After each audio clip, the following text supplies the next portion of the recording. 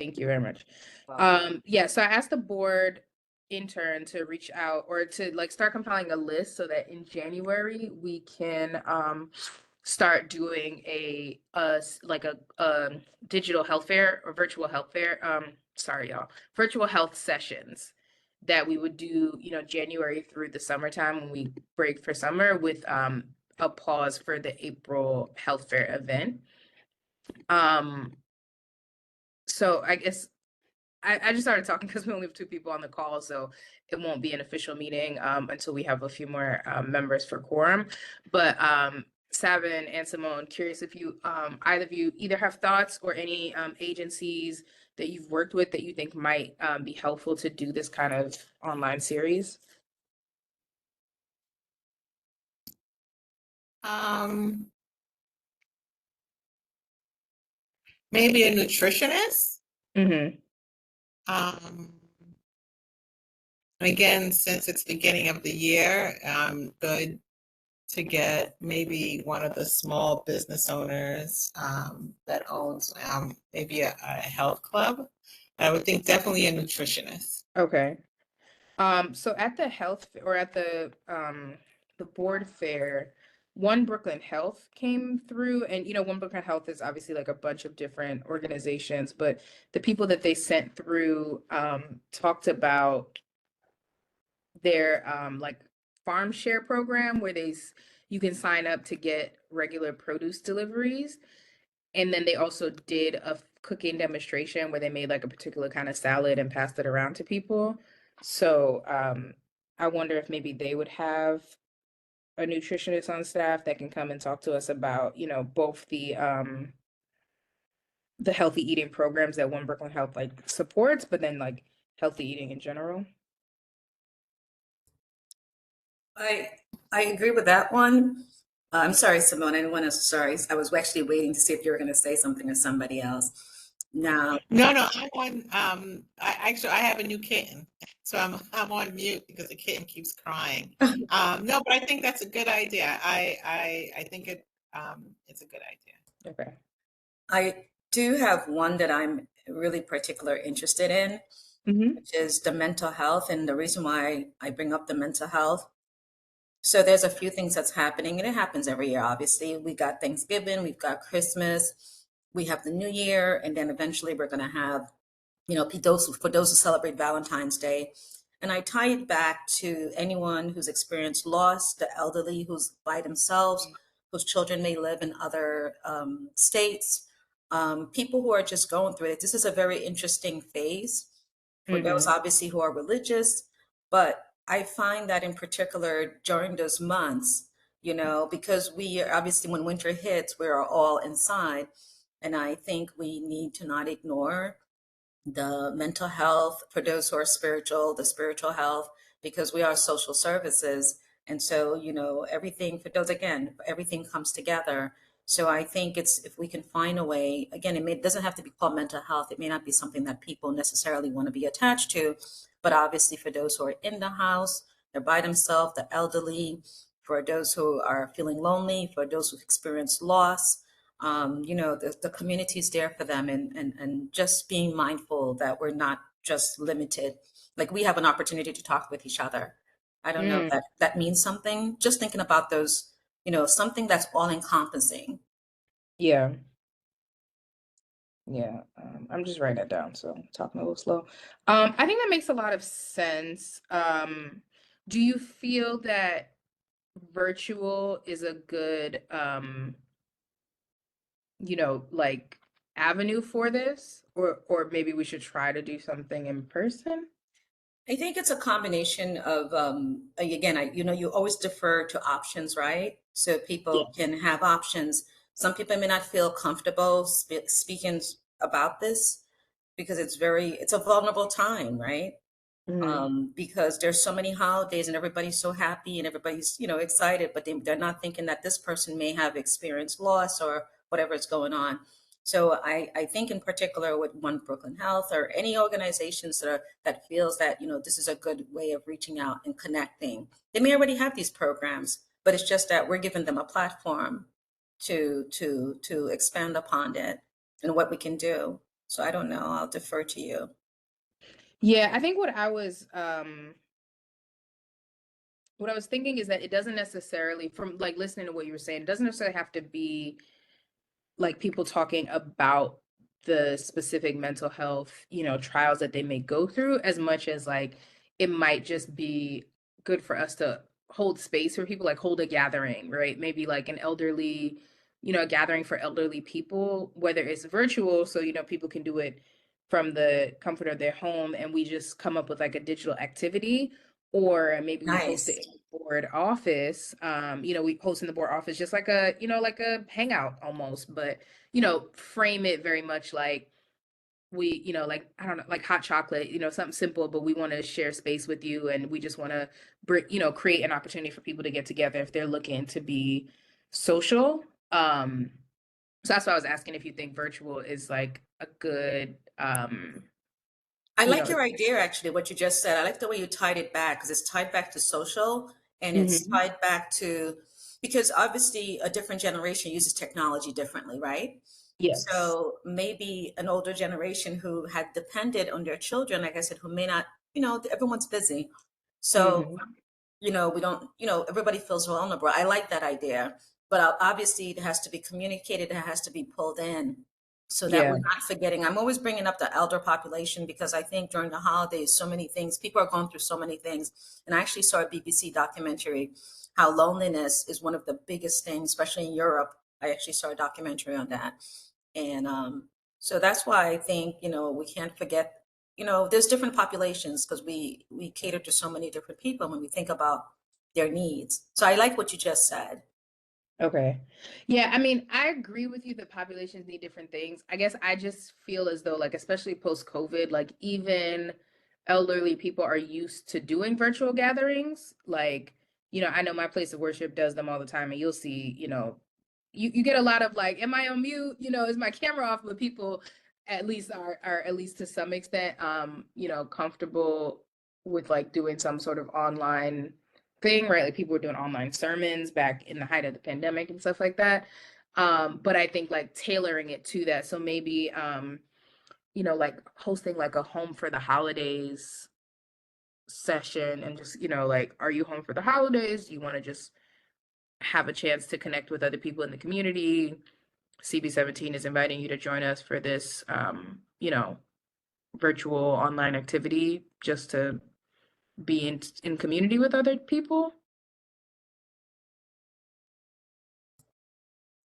It's a great idea. I mean, I think it's like once you put it out there and then you'll see, the respondents, and then it lets you know whether or not, you actually had a great idea that actually puts, and they might share with you, oh, I really appreciate this. And again, it's just populations, right? Categorized. We have teenagers, we have so many categories in the social service, so many different populations.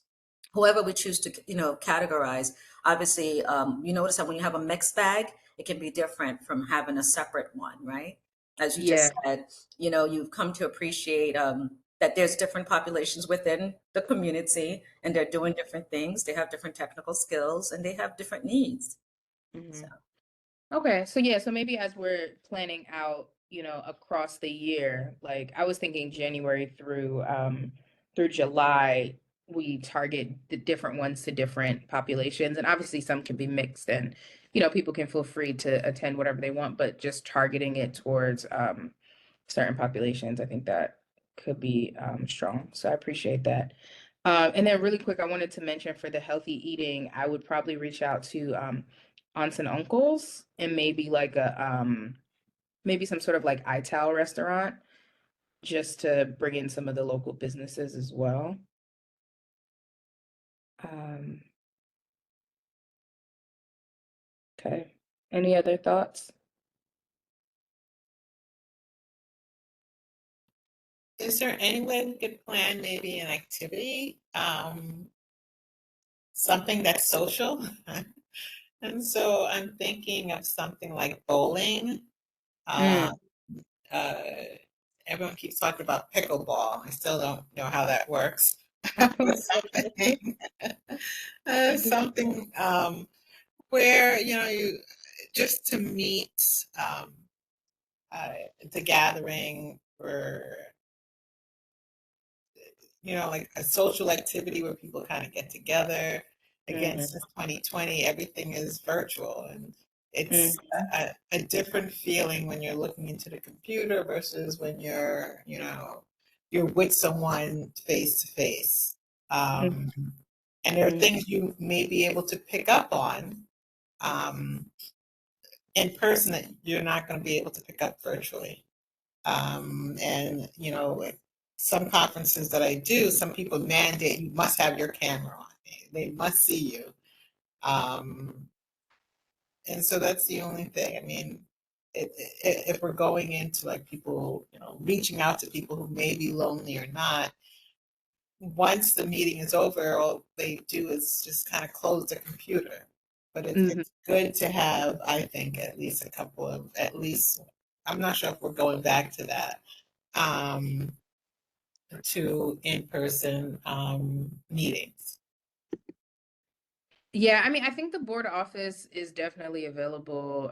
We'd obviously have to give them some notice in advance to have it, but I know the education and youth committee had the spelling bee in person Mhm. last month or the month before, and I think that was nice to have it there and in person. So we definitely can do that.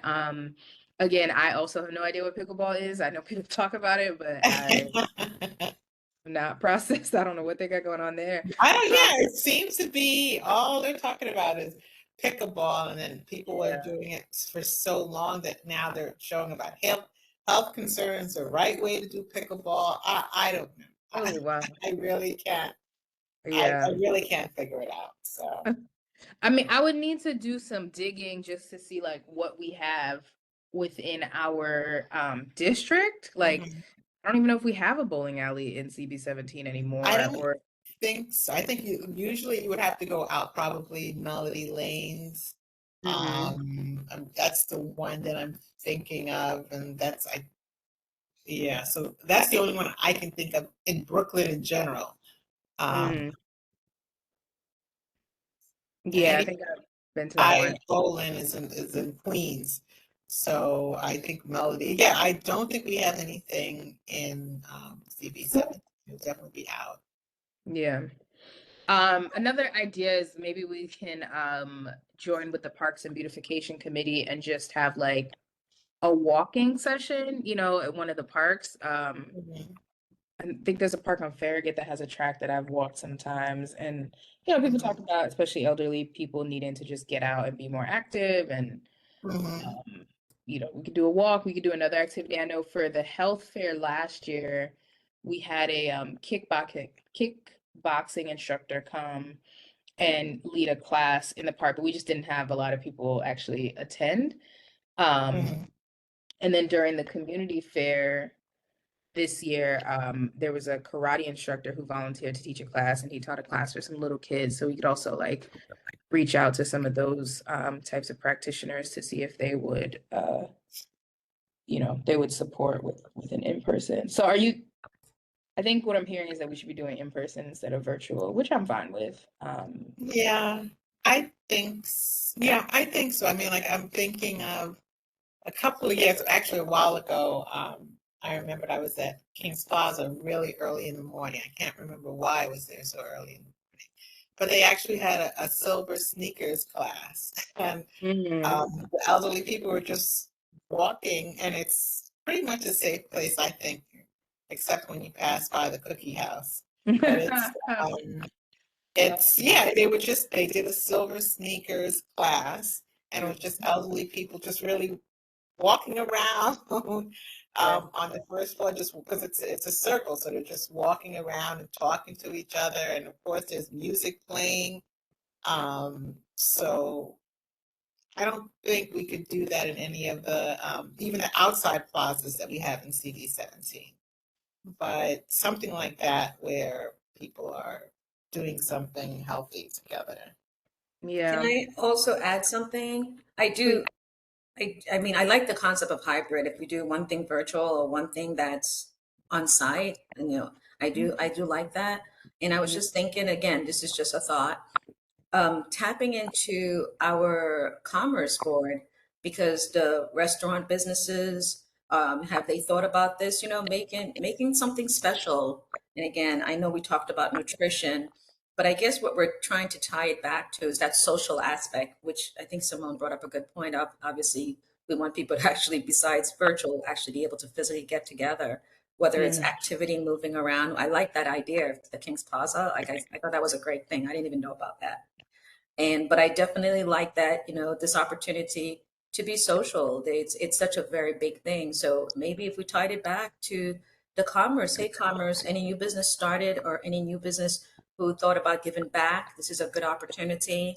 Um, you know, it doesn't have to be a lot. Again, it's just different thoughts, you know? Yeah. Okay. So I think between commerce and parks and beautification, those are two committees that we can work with to see, yeah, what we can do for the community. Because I would really love if we're not just doing one event per year. Um, so it feels a little bit more, um, so that this committee feels more helpful to people in the community. Okay, this is all helpful. I'm gonna connect with the intern and see like how far she's gotten with the program and like share these notes with her and see how we can plan out the rest of the year or next calendar year.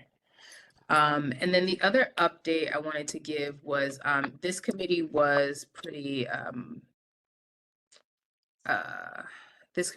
active in the fight to save SUNY Downstate. And so, as I hope you know, Hochul decided not to close Downstate. And one of the things she did was she created a CAB, a community advisory board for Downstate. And so she just announced the appointees today. And it's the budget commissioner, President Andy Ryan, Pastor Louis Hilton Straker Jr., and Dr. Leslie Kernisant, who works at Brooklyn Plaza, or who's retired from Brooklyn Plaza Medical Center. And then a few other community members are appointed to that board. And then obviously I still am part of like the Brooklyn Equity Coalition representing CB17, just to make sure that we're in communication with that group to preserve SUNY Downstate. And yeah, so those are all the updates I had. I appreciate y'all for the discussion and sorry we didn't have more people on the call. Gonna keep working with the board office to make sure that the emails are going out to the right people. But I think this is really helpful. And then I think the goal would be for next month. Obviously, I'm gonna try and get more people on board on the call, and then also just come with a little bit more structure and plan. So then maybe we can figure out like who can support each month. Like if someone's like, I can take on, organizing the February event or something like that. I think that would be really helpful to divide the labor.